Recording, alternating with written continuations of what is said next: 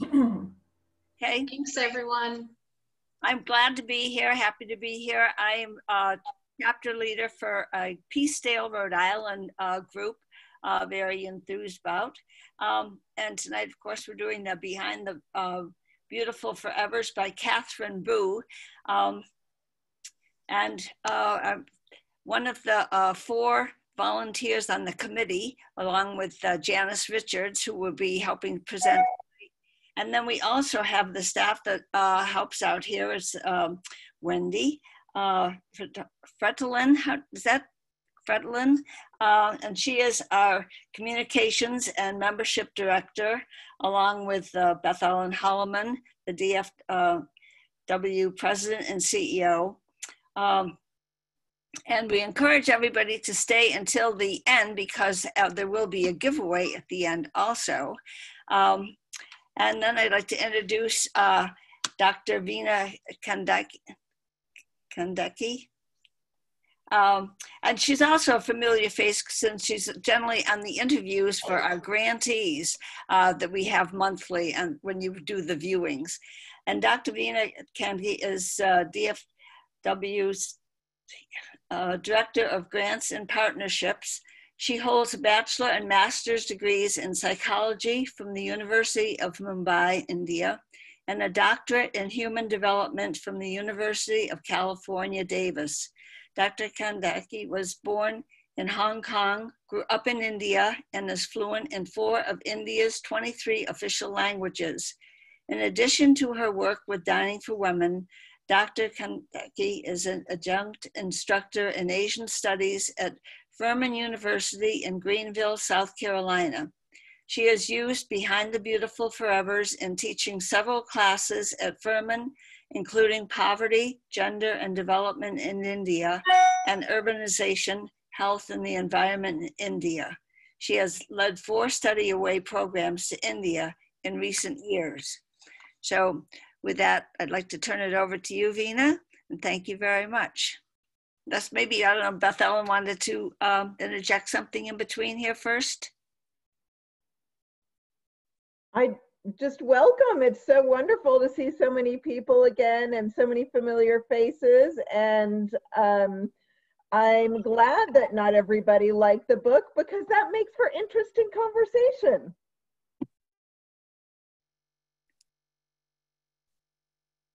So Gail, thank you so much for the introduction, and let's get right into it since everybody wants to wrap up pretty soon. So I did grow up in Mumbai, and I absolutely love this book because it speaks directly from the heart. A few things about the author.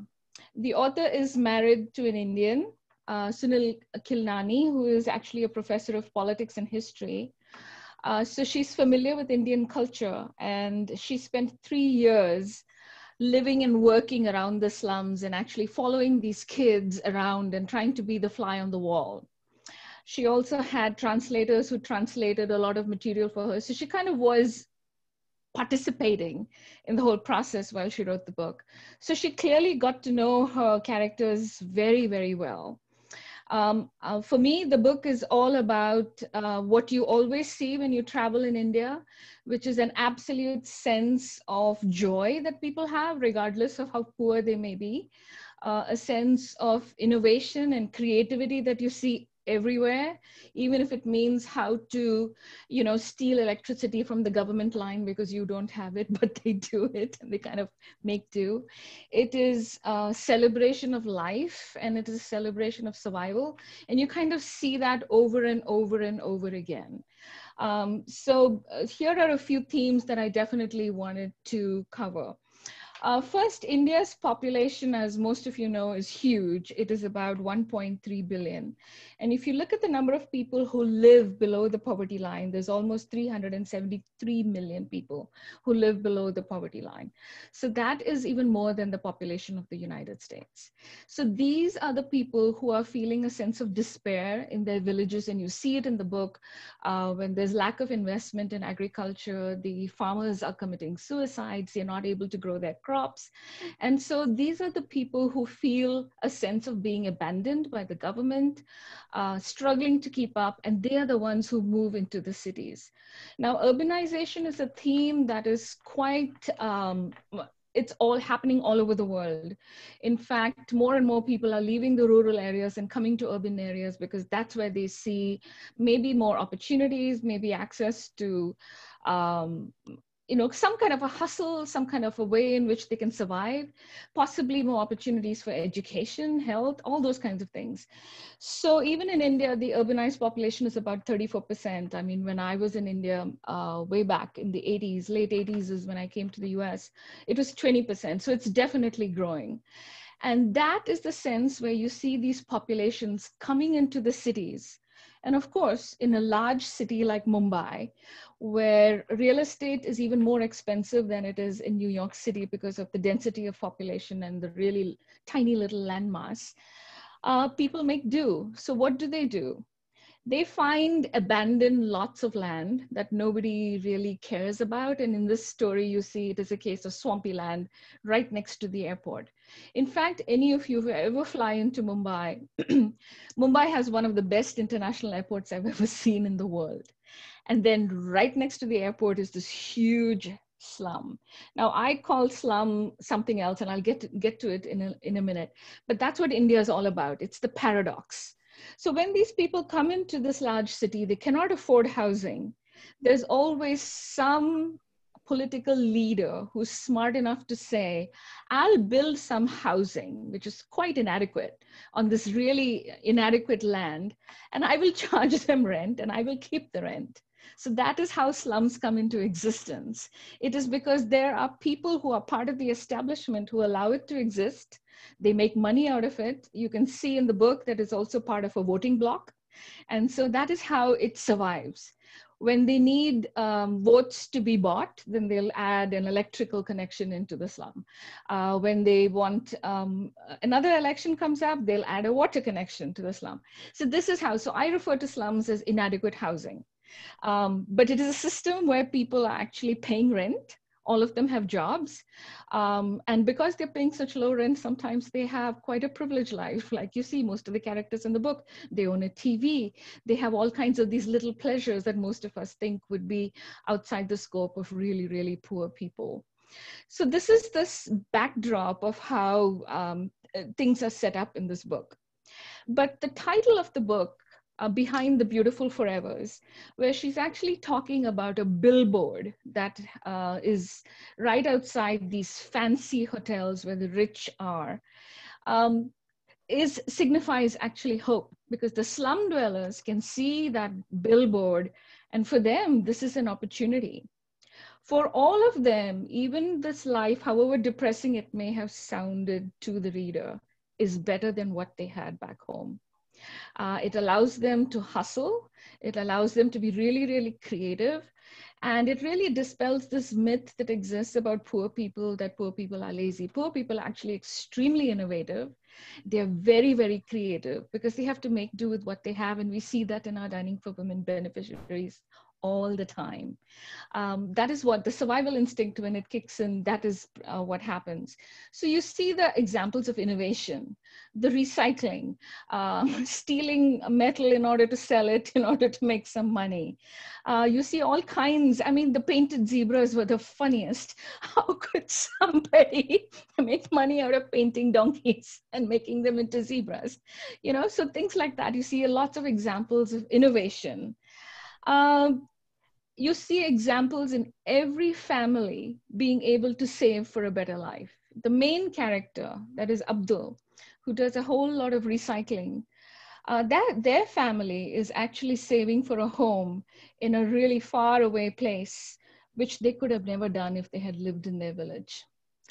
What makes the characters and the interactions that all of them are having in this little microcosm of life is that Mumbai is the city of dreams. Just like people come to America in search of the American dream, in India, people come to Mumbai in search of the Indian dream. And Mumbai epitomizes all of it. It has the sparkle and the glitter of Hollywood because it is the seat of Bollywood. but also like New York City, it is the seat of art and culture. It's an extremely modern city in terms of values. When I was growing up, I felt it was, I saw lots and lots of examples of women's empowerment because women across the social classes were working. Excellent transportation systems. So you had people working across all social classes, which you did not necessarily see in other cities. You saw the middle class and maybe the lower class working, but the upper classes were privileged. The women did not work. But that was not what you saw in Mumbai. Mumbai is very, very hip, very, very multicultural. The reason I can speak 4 and 5 languages is because I was surrounded by people who spoke different languages. So among my group of friends, peer group who grew up, 20 of us, there must have been 10 languages between us. All of us spoke in English because we went to English medium schools, but you constantly hear other languages. You constantly, you always learned the cuss words in other languages because that was so out there in the community. And so there was this sense of hipness, there was a sense of modernity, multiculturalism, multi-religious. You could see that even in the slum. Doesn't mean that they love each other, but at least they're being exposed to each other. When it comes to some issues about gender, you can see some of the women definitely expressing their sense of their ambition, kind of making the system work. The example, of course, the question for all of you in your discussion is about Asha. Asha was married to an alcoholic in her teenage years. Back home in her village, she would not have been allowed to do what she was getting away with in Mumbai. Here in Mumbai, she could shed all those inhibitions that she would have had back in the village. And she was a major hustler. She was making money. She was rising up the political ladder. She claimed it was for her daughter, but it was kind of a mixture of both her daughter and her own ambitions. Her daughter, Manju, on the other hand, who's actually a real character, and whoever said that earlier, all the characters are real. There are photographs of them on the internet if you look hard enough. I believe one of you had watched some videos about the characters and some of the, how things played out for the author. You saw in Manju how she was exploiting the opportunities to make do. She was a smart girl. She was going to pursue her college education, was going to be the only college graduate in that entire slum. And so you see these opportunities that would never have been open to them if they had stayed back in the village. But it's not like real life did not chase all of them down.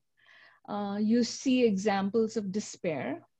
You see examples of corruption. And like Catherine says in the book, for a lot of the characters in the book, corruption was a way of life. It was not necessarily seen as oppressive. It was seen as, well, if you paid for this, you got this, and you got to move on, and you got that, and things like that. In an unequal world, they were seeing that as opportunities to kind of better themselves.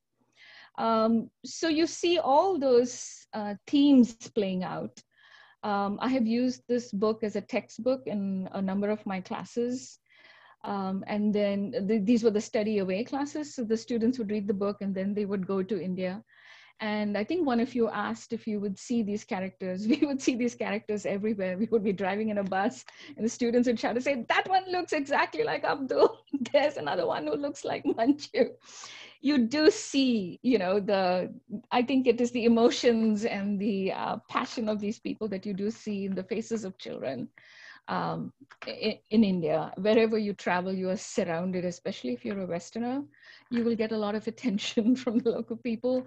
And that's how you get to talk to them, get to know them better, and see the absolute spirit. So I would encourage all of you, if you get an opportunity to go to India, to please do.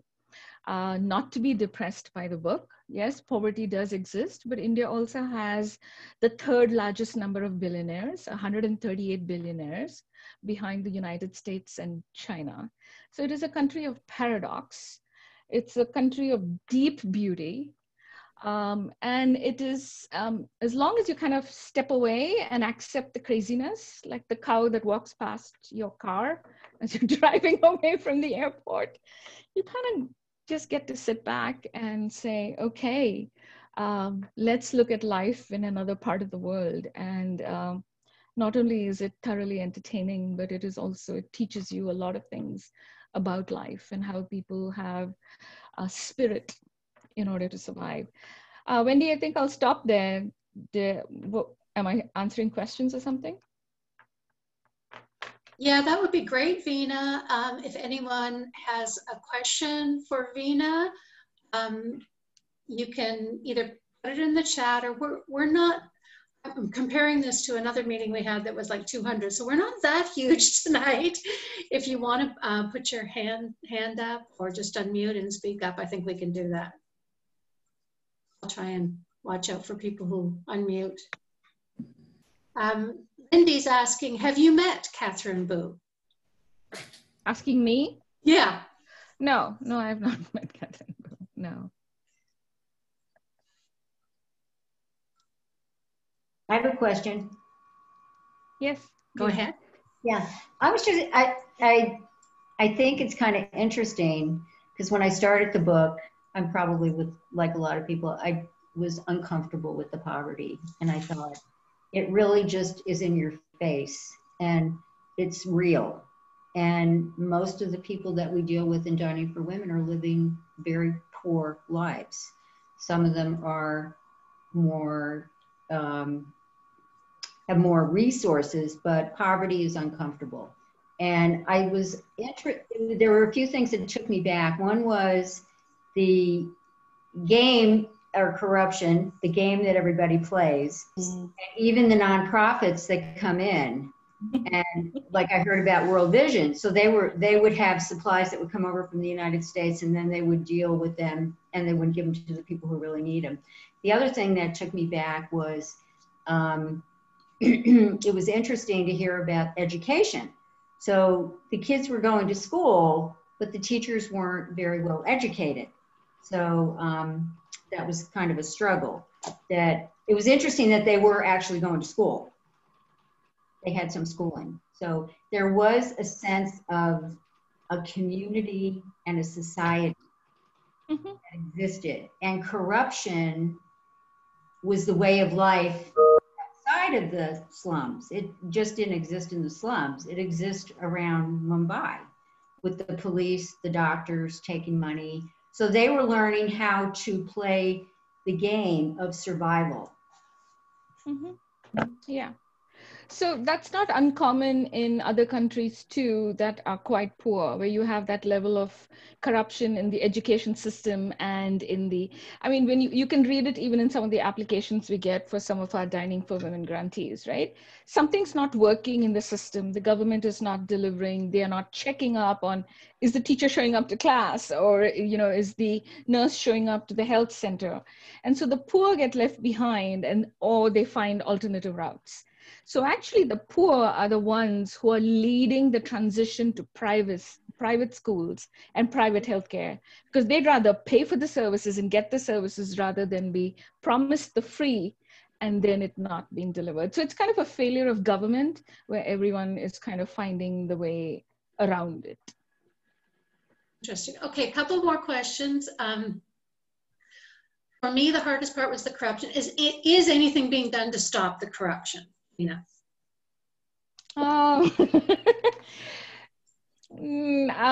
Not really. No, there are ways in which they try to track down the corruption. Now with the internet, a lot of things are going up on the internet.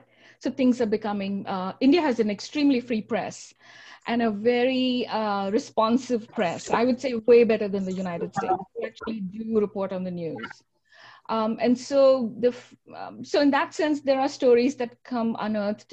Presently, we have a government that is relatively fascist. And so things are not looking great in the past 5-6 years. But when I was growing up in India, it was quite a wonderful example of democracy. Somebody else had a question? Yeah. Yvonne? Yeah, hi. Hi, it's nice to see everybody.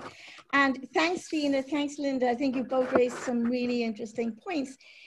And I like your point about the resilience of the people who are living in these really awful places in abject poverty. And what I saw with the book, you know, was that microcosm of abject poverty in a country with a booming economy, right? And I think you mentioned that, Veena. But what really disturbs me about the book and my visits to India and the work that I've done also in India is the unequal access to wealth, as well as the serious corruption at all levels of the government, the police, the NGOs. Everybody seems to be in on it. And, you know, I do some work at the United Nations, you know, working like with human rights. And, you know, when I read books like this, it's still so frustrating to see all the promises that have been made, you know, in human rights law, in CEDAW, Convention Against Discrimination Against Women, the Convention on the Rights of the Child, and to see all of these promises that have been made.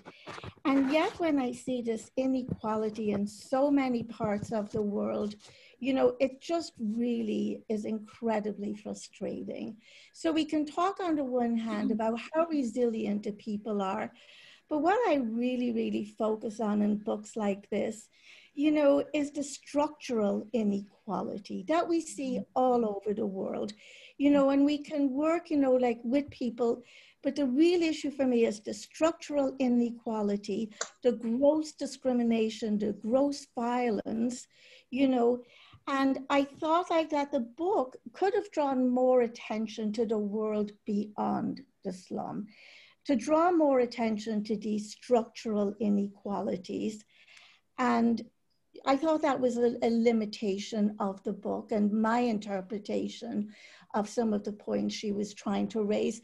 And basically what I would have liked to see more of, because, you know, it's beyond the people, and it's really looking at the inequality and the structure. And I think in India, it can be particularly dire.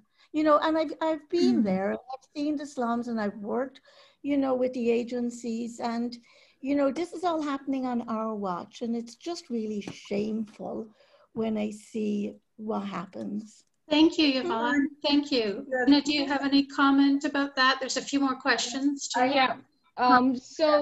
Just to respond to you, Yvonne, one of the transformations in global poverty has happened in India and China.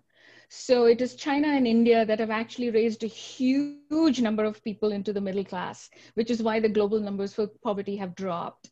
So with the changes that happened in the 1990s of liberalizing India's economy, moved almost 250 million people into the middle class. And that is now on a trajectory that is still going up.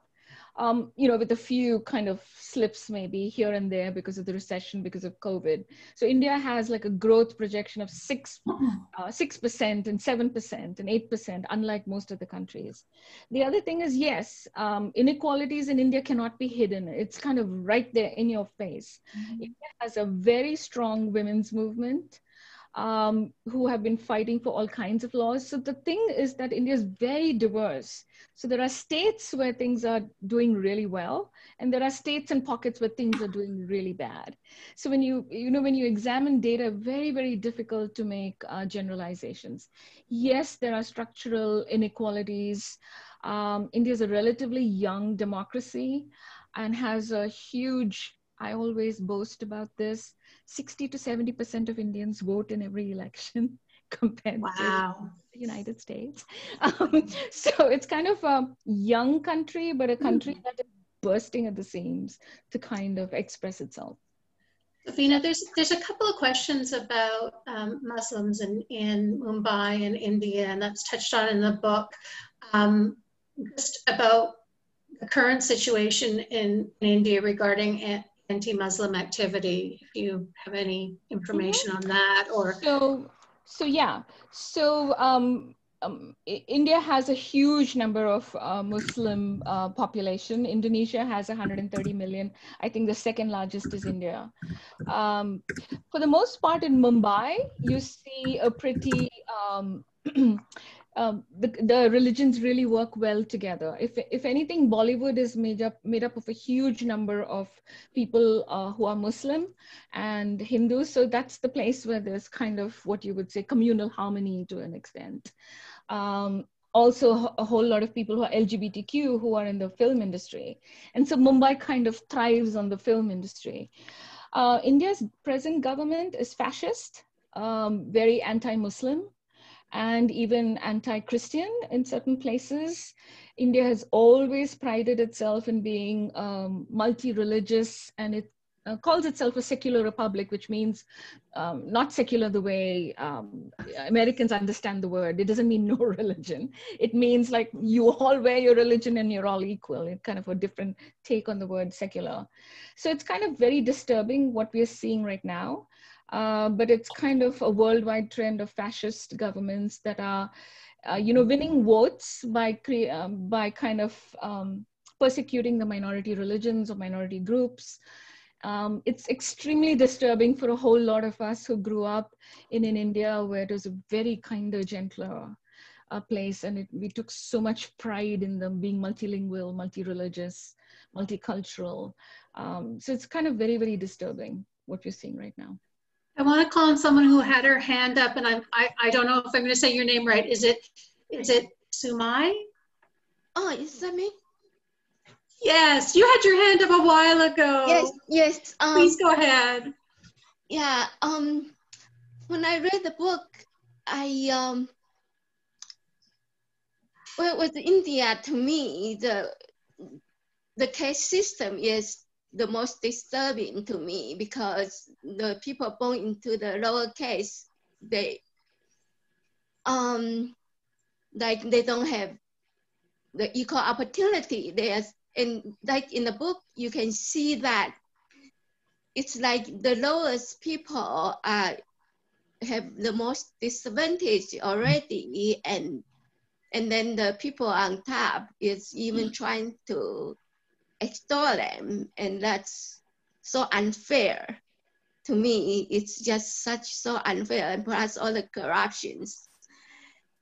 And very disappointed part is even the nuns. As a Catholic, I thought that was so disappointing to me. The nuns are not really helping them. They are just using them, and that is very surprising to me.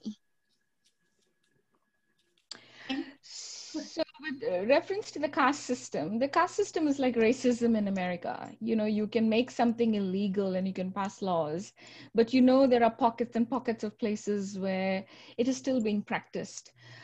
So back home in the villages is where caste would be quite an identifier. But then in the city, you can change your name. Nobody knows who you are. Nobody knows where you've come from. And that's where some of the caste inhibitions are dropped. And a city like Mumbai, it was quite modern in terms of looking past those kinds of things and being kind of looking at the world completely differently. For instance, I'm married. I had a love marriage. I was married to somebody who's a completely different community. We speak different languages. I can speak his language. He cannot speak my language. So it's fun when we hang out with my family. They talk about him. And anyways, Poor collage. So it's kind of different in the cities, but only 34% of India's population is in the cities. So sometimes caste does have a unnecessary hold, but it's in parts of India. And yes, it hasn't really gone away, just like racism hasn't gone away in the United States. Veena, there's a number, there's a few other questions in the chat that maybe when we go into breakout groups, if you want to take a look at them, there's a few. But I want to close the question and answer and allow everybody time to have more informal chat, and we've got some discussion questions if you want to use. I want to end with one question that Vicky asked me to raise, which was, do talk in the book about nonprofits and funds maybe going to schools that don't exist, and I wonder if you want to just comment on how Dining for Women is different that way, and how closely we vet our applicants to ensure that our money is going to schools. Would you like to comment on that? So yes, Dining for Women does a really good job of vetting all our applicants, but also since we fund US 501c3s, there's a sense of which that we can examine all these things much closer because you're looking at, US tax documents and US documents. We understand the language, we understand what it is saying. But having said that, I can't tell you the number of people who are of South Asian origin who will ask me things. You work for a nonprofit? Are you sure the money is going where it should go? There is this general sense of skepticism about, are you sure it's really, doing what it does? Because there are these examples that you see in the book that actually do exist. And so people have that healthy skepticism, but Dining for Women does a pretty good job of vetting. And so we are very confident that our money goes where it needs to go. Thank you. I just felt like we needed to end on that note. All right, we're going to now, if you were on our last book club meeting, because we have 52 people on the call, it is hard to have much of a discussion, everybody have a chance to speak up. So we're going to break into small groups now. I'm going to put 4 or 5 of you in a group. You're going to have about 25 minutes to chat. There are discussion questions that I am putting in the chat for you to see. They were also shared ahead of time in case any of you saw them. Those are certainly, you can use those as a point of discussion, or you can, have your own discussion. We just wanted to give you something that would kind of help. So it takes a minute, but you will shortly be given an invitation to join a breakout group. Please accept and enjoy your time in your smaller group.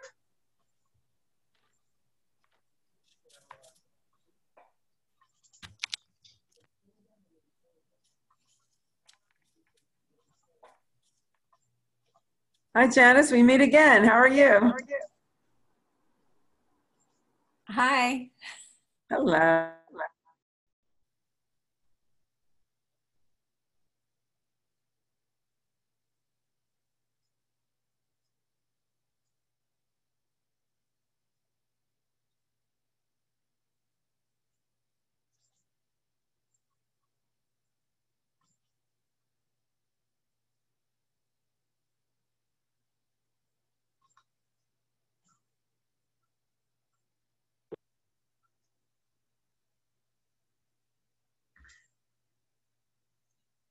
I'm so sorry. We're going to try that again. I think I put like 14 people in a room or something. Forgive me. Here we go. Create. Yes, I did that wrong. Math is always a challenge. Especially for me. I'm a words person. I hear you. All right.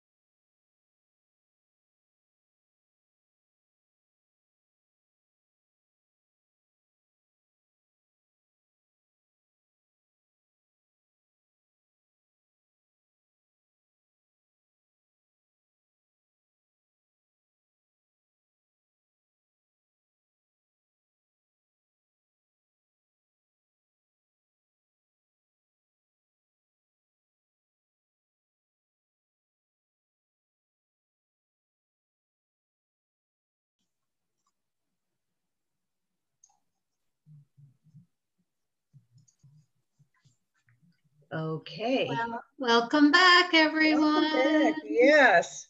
Let's quickly have a few comments about what's going to happen next. I'm Jan Richards, and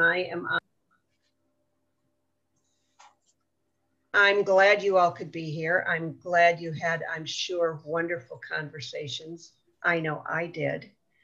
I wanted to remind you of a few things because unlike other groups you may have been in, there's not going to be any reporting out. So if anyone was diligent and had a scribe writing things down, that's just for you. We're not going to make you report out the things that you talked about, but I'm hoping that you did have a good conversation. The next big read is Love Norm, which was written by the DFW co-founder Barb Collins. And we will be meeting to discuss that on December 5th at noon. So hopefully you will be able to join us for that. You'll register in the same way that you did this time. We would like to encourage you, if you haven't already, to join Goodreads and then join the DFW group. We would like you to look at the future big reads books in case you want to get ahead.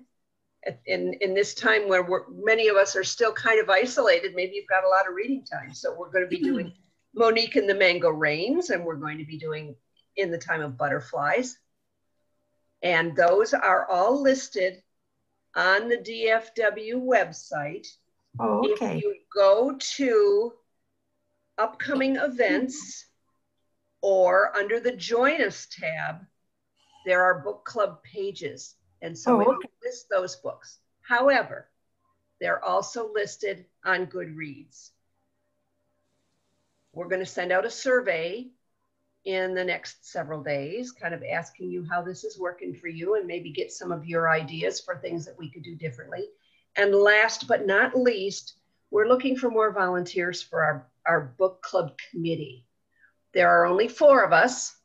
And as I was sharing with my partner in the discussion group, 2 of those folks work full time.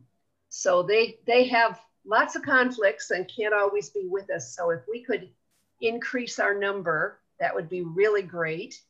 And what do you need us to do? What would be? We meet to discuss the potential books that we will read, and then you might be asked to do just the kind of things that Gail and I did tonight. Just talk for a couple of minutes, introduce the next thing. The debate has started, everybody. Goodbye. The debate started. So if you will let Wendy know that you're interested, that would be really great. And Wendy, did I get it all? You did, Jan, you did. And I just want to quickly, before we get to our giveaways, quickly make sure everyone is aware that Dining for Women is holding a member trip to India in February of 2022. So if you were absolutely enthralled with hearing about India and would like to make a trip with other Dining for Women members, check that out. So last but not least tonight is our prize wheel, and which has been very popular. And we are going to make a drawing for 3 copies. We'll spin the wheel 3 times for 3 copies of the book Love Norm by Barb Collins, which is our next book. And you do need to be here, still here to win it. So that increases your chance if you stuck around. So I am now, all of your names have been entered into this highly technical prize wheel that I have. And let's see who's going to win.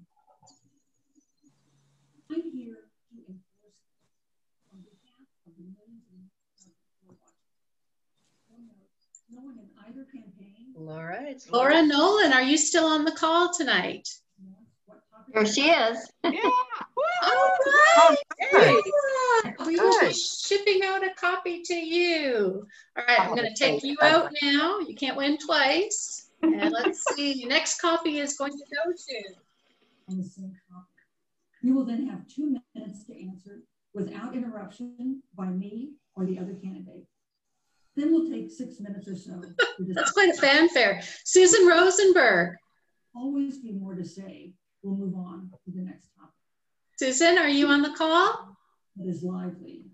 But Americans also deserve a discussion that is civil. I can hear somebody in the background with the debate. If you... Yeah, maybe they could mute. We're going to spin again then.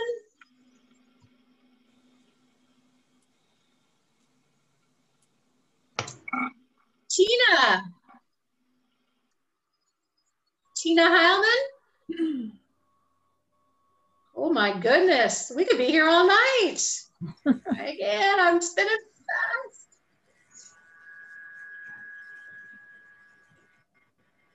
Vicky, are you still on, Vicky? I'm here. I'm here. Yay! Vicky Midas. Oh, the other Vicky. The other Vicky. The other Vicky still here?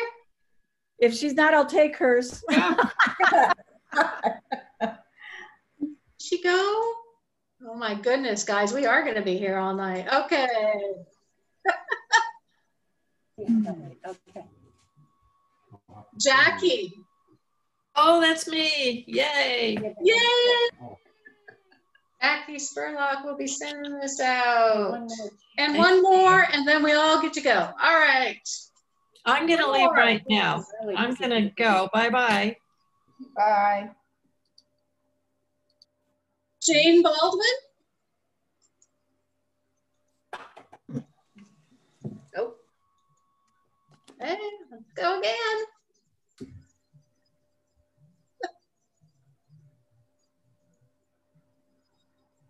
Kathy Johnson.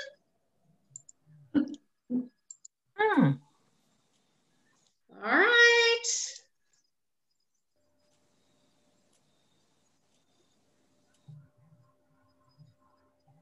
Dora. Problem is they've got all the names of the people that were. Keep going. And now we're down to 19. So come on, call my name. Jody Smith. No? Oh, Jody Smith. Come on, Leo. Should have taken me up on my offer. Just send it to me. Gwen Lindgren. All right, come on.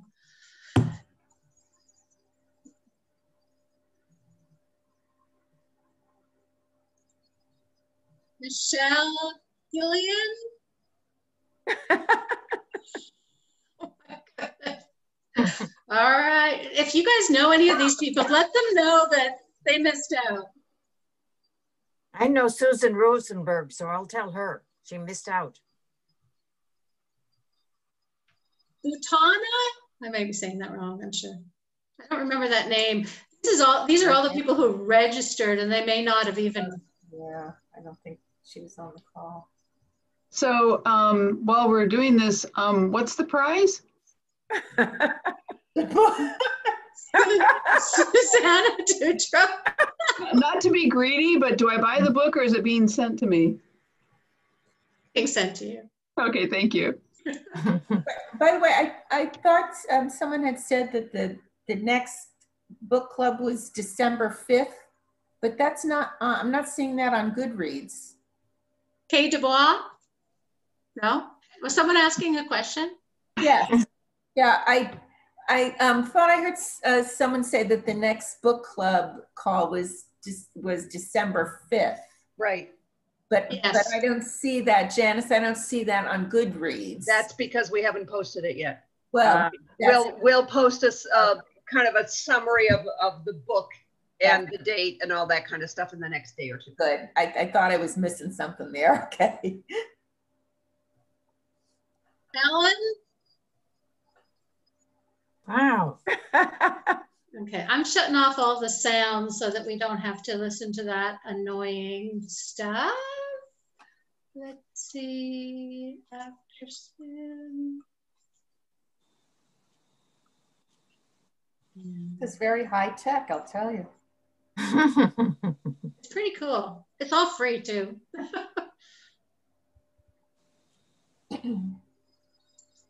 And Taylor?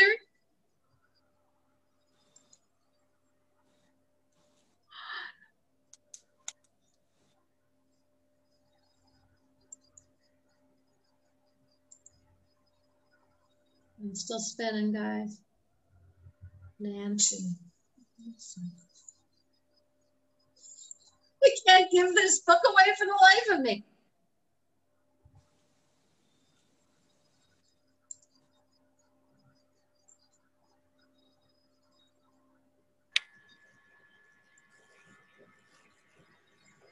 Did Susan stay on?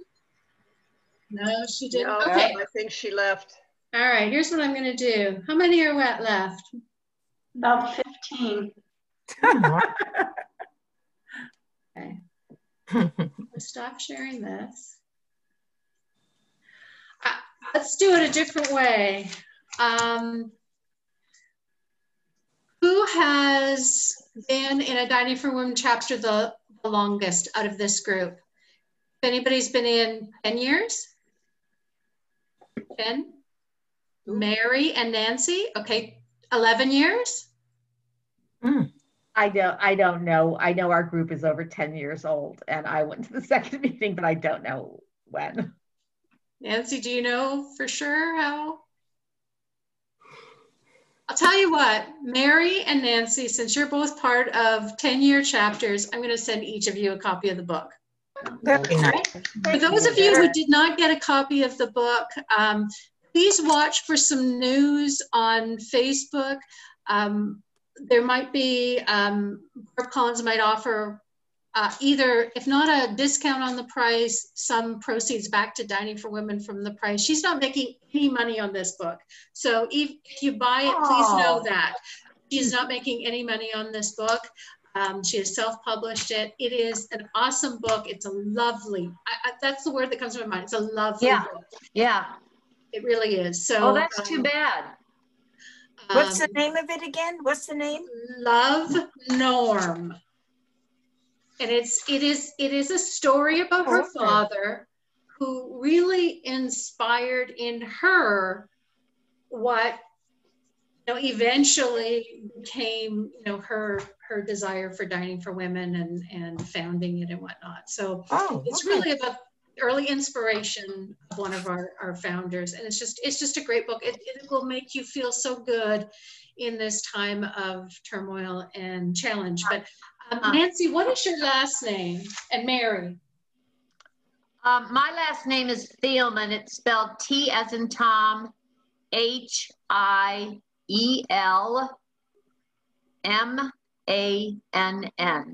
Okay, and Mary? Wojtek, W-O-Y as in yellow, T as in Tom, E-K. That's great. Well, thanks for hanging in, guys. Yes, it was well, great. thank you very much for running this, both of you. Yeah. It's really hard to compete with a debate, isn't it? It was a good way. We're taping it. Good way to spend the evening. Okay. Great. Thank you to Vina. She left and I didn't get to say that to her, but it was very interesting to meet her. Wasn't it? We could have listened to her the whole time, couldn't we? We could have. Thanks so much, everyone. Thanks a lot. Hope to see you at the next one. Bye. Bye. Bye. Bye-bye. Bye, Barbara. On to something less interesting.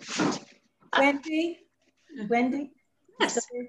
How do I communicate with you? I can help out in the future if you're looking for people. Sure. Why don't you email me, Wendy, W-E-N-D-Y, at diningforwomen.org. Oh, okay. Yeah. Just email me, Barbara, so that I know for sure, and we'll get you on the team. My first year of retirement, so I've got plenty of time. Awesome. Great. Well, I'll talk to you soon then. All right. Thank you. Thank you. Bye-bye. Good night. Good night.